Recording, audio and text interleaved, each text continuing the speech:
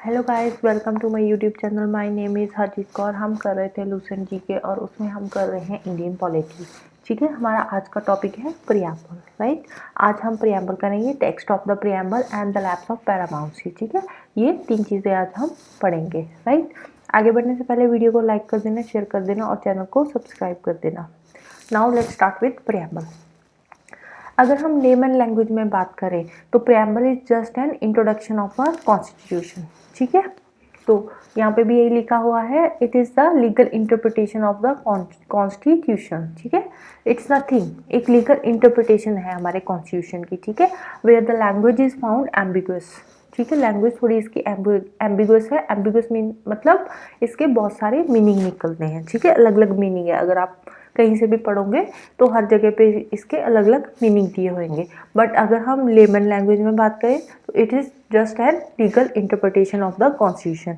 It is just an introduction of our constitution. Right, the ideals embodied in the objective resolution is faithfully reflected in the preamble to the constitution। ठीक है, जो भी ideals है, ठीक है, हमारे objective resolution है, हमारे कॉन्स्टिट्यूशन के जो भी आइडियल्स है वो हमें प्रियम्बल में देखने को मिलेंगे। ठीक है, उसकी एक प्रियम्बल में रिफ्लेक्शन देखने को मिलेगी, एक झलक देखने को मिलेगी हमारे कॉन्स्टिट्यूशन के आइडियल्स की।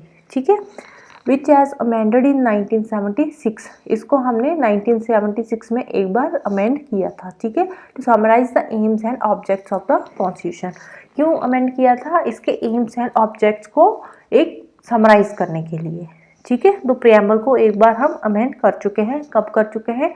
1976 में। ठीक है, to summarise the aims and objects of the constitution. Right, now next is the text of the preamble. Text में क्या आता है? अब टेक्स्ट में देखो कुछ समझने लायक तो इतना है नहीं है। ठीक है, बट प्रियम्बल का जो टेक्स्ट है बहुत ही इंपॉर्टेंट है। ठीक है, इसमें यूपीएससी में कई बार क्वेश्चन पूछा जा चुका है। ठीक है, इस बार भी यूपीएससी में इससे एक क्वेश्चन आया था। ठीक है, तो it's very important from the exam point of view. Right, तो इसको छोड़ना नहीं है, पढ़ना है। ठीक है, एक बार हम इसके टेक्स्ट को देख लेते हैं। इसको आपने लर्न करना है, इसके टेक्स्ट को। राइट, टेक्स्ट क्या है? We the people of India having solemnly resolved to constitute the India into a sovereign, socialist, secular, democratic republic and to secure to all citizens justice, liberty, equality and fraternity। ठीक है, तो है क्या इसमें? एक तो ये जो कीवर्ड्स है ना, sovereign, socialist, secular, democratic and Republic. ठीक है, ये बहुत ही इंपॉर्टेंट है। ठीक है, इसको सीक्वेंस वाइज ऐसे ही लर्न करना है। ठीक है, कई बार इसका सीक्वेंस भी पूछ लेते हैं एग्जाम में। ठीक है, जस्टिस, जस्टिस क्या है? Social, economic and political justice. Liberty, liberty of thought, expression, belief, faith and worship. Right, equality, equality of status and of opportunity and to promote among them all. ठीक है, equality सब में होनी चाहिए। ठीक है, फ्रेटर्निटी, फ्रेटर्निटी का meaning क्या होता है? ब्रदरहुड, भाईचारा। ठीक है, तो fraternity assuring the dignity of the individual and the unity and integrity of the nation. In a constituent assembly this 26th day of November 1949 do hereby adopt, enact and give to ourselves this constitution। ठीक है, कब बना था हमारा constitution? 26th day of November 1949। so this is very important। ठीक है, तो इसको लर्न करना है as it is text of the preamble. Right, अब और क्या है प्रियम्बल में? The preamble specifies the source of authority. ठीक है, ये प्रियम्बल के कुछ मतलब फीचर्स दे रखे हैं। This is not the text of preamble. ठीक है, टेक्स्ट यहीं पे खत्म हो जाता है। ठीक है, तो प्रियम्बल में क्या स्पेसिफाई किया है? Source of authority. क्या है source of authority? That is the people of India. Authority किसके पास है? हमारे लोगों के पास है। ठीक है, the objective to be obtained by the political system and the date of adaptation and enactment of the constitution। ठीक है, अब जो इसके ऑब्जेक्टिव्स है, ठीक है, ऑब्जेक्टिव्स क्या है? पॉलिटिकल सिस्टम को अकॉर्डिंग टू कॉन्स्टिट्यूशन चलाना। ठीक है, ये इसका मेजर ऑब्जेक्टिव है। Right, though the preamble is not enforceable in a court of law, it provides a key to understanding and interpretation of the constitution. अब प्रियम्बल किसी भी कोर्ट ऑफ लॉ में इन्फोर्सिबल नहीं है। ठीक है, आप कभी भी कोर्ट में जाकर ये नहीं बोल सकते कि हमारा प्रियम्बल वायलेट हो रहा है, ठीक है। क्यों? क्योंकि प्रियम्बल तो इंट्रोडक्शन है ना कॉन्स्टिट्यूशन की, ये कोई लीगल राइट तो है नहीं है। जब हम कॉन्स्टिट्यूशन पढ़ेंगे तो उसमें बहुत सारे लीगल राइट्स भी आएंगे, फंडामेंटल राइट्स भी है जो कि इन्फोर्सिएबल है, but preamble is not enforceable in court of law, ठीक है। ये भी एक इम्पॉर्टेंट है, एग्जाम में पूछा जा सकता है, ठीक है। In case of doubt, the Supreme Court has referred to the preamble to elucidate vague aspects of the Constitution, ठीक है। अगर कोई डाउट है तो उस टाइम पे जो सुप्रीम कोर्ट है वो सबसे पहले प्रियम्बल के जो होते हैं हमारे प्रियम्बल को देखती है, पहले चेक करती है सुप्रीम कोर्ट, ठीक है। इन केस कॉन्स्टिट्यूशन में कोई डाउट आ रहा है, ठीक है, तो पहले इंट्रोडक्शन देखेंगे ना हम कि हमारे प्रियम्बल में कुछ ऐसी चीज़ें तो नहीं आ रही, ठीक है। तो इसलिए जो सुप्रीम कोर्ट है वो भी पहले प्रियम्बल को रेफर करती है in case of doubt, right.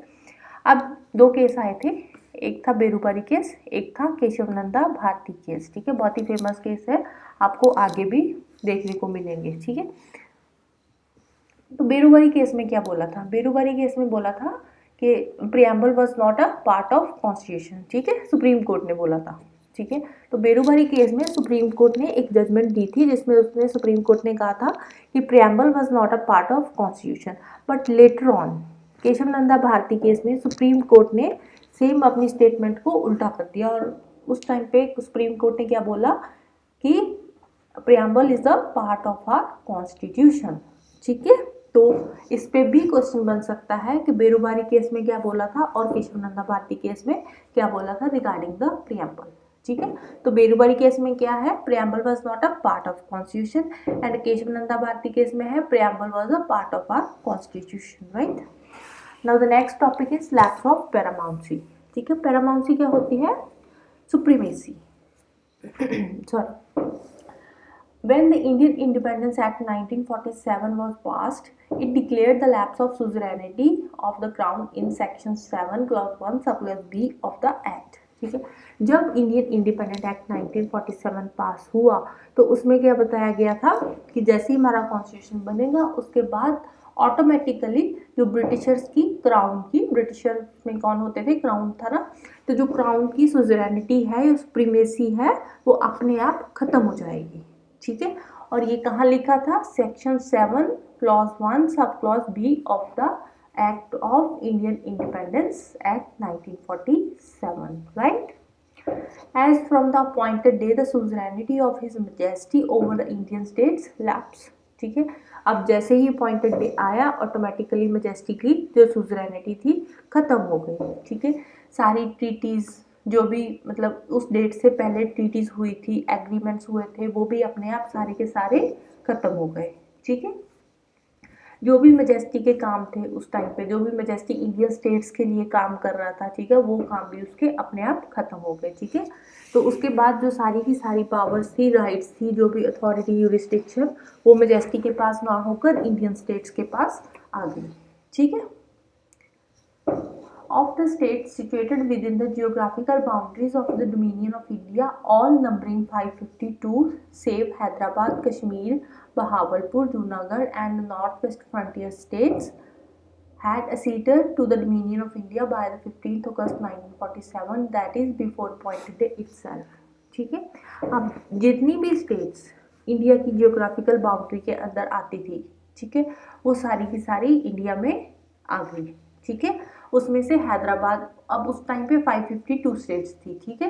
Hyderabad, Kashmir, Bahawalpur, Junagadh, ठीक है, ये पहले इंडियन स्टेट्स में नहीं थी, ठीक है। बाद में लेटर ऑन असेशन के थ्रू, लेटर ऑफ असेशन के थ्रू या जैसे तैसे करके ये सारी स्टेट्स बाय द 15 अगस्त 1947 तक इंडिया में ऐड हो गई, ठीक है। तो ये एक इंडिया का पार्ट बन गई, ठीक है। नॉर्थ वेस्ट फ्रंटियर स्टेट्स में कौन कौन सी आती थी?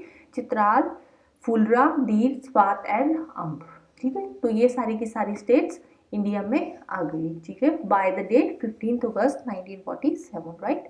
This is for today. If you have any doubt regarding this lecture, you can ask me in the comment box. Thank you. Bye bye. Have a nice day.